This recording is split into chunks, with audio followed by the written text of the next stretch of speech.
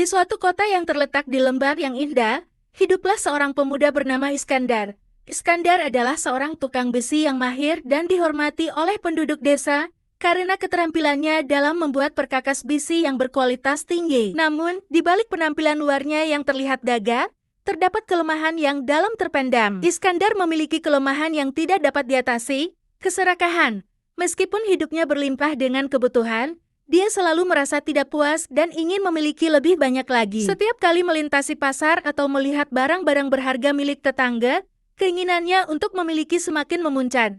Ketika uangnya tidak cukup untuk membeli apa yang diinginkannya, dia tergoda untuk mencuri dan besi adalah barang yang paling sering menjadi sasarannya. Suatu malam, ketika bulan tersembunyi di balik awan gelap, Iskandar merencanakan perampokan di toko besi terkemuka di kota itu.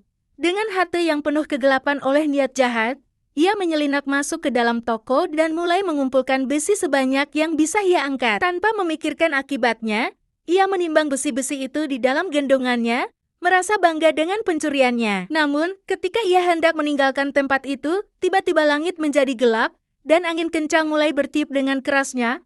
Iskandar merasa seolah-olah alam semesta itu sendiri memberontak terhadapnya. Dia merasa kepanikan. Tetapi keinginannya untuk melarikan diri dan menyembunyikan barang curiannya melebihi ketakutannya. Tetapi, seiring langkahnya, beban itu terasa semakin berat dan menekan tubuhnya dengan kekuatan yang luar biasa.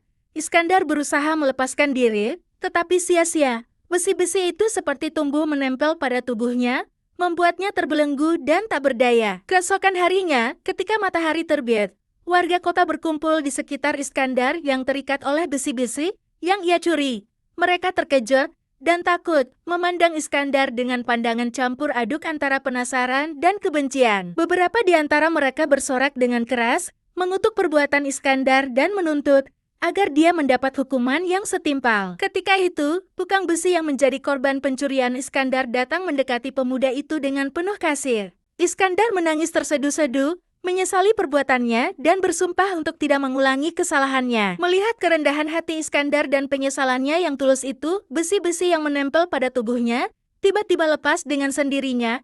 Iskandar merasakan keringat dingin mengalir di wajahnya, merasa lega atas pembebasan dari azab yang menimpanya.